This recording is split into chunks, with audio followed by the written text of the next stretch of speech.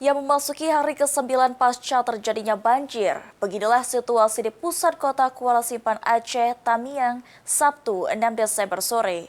Kota yang sebelumnya lumpuh dan luluh lantah, kini sudah berbenah dan berangsur melakukan upaya pemulihan.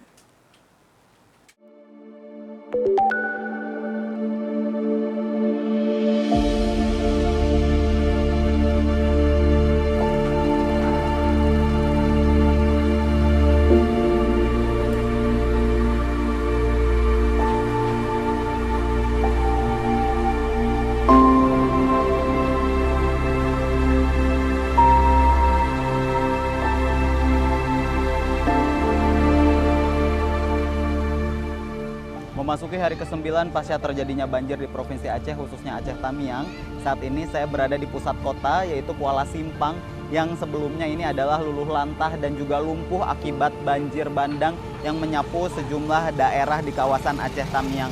Kalau misalkan saya bisa gambarkan kondisinya di sini, masyarakat sudah mulai melakukan upaya pemulihan dan juga berbenah begitu ya untuk melakukan pembersihan di rumah-rumah ataupun di titik-titik seperti ruko ataupun toko. Di sini juga sudah ada eskavator yang membersihkan jalanan yang dimana kalau kita lihat memang lumpur masih begitu cukup tebal menyelimuti jalanan di kawasan Aceh Tamiang.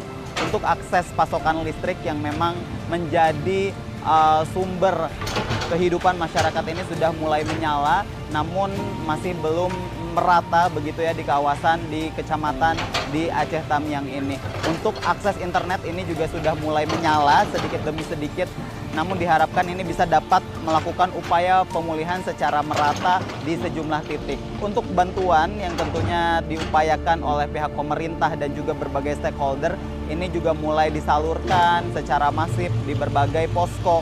Kemudian juga diharapkan ini bisa dapat segera pulih di banjir Aceh Tamiang ini. Demikian bisa kami laporkan dari Aceh Tamiang, Asfar Muhammad Erlangga Bregas, Kantor Berita Antara Muartakan.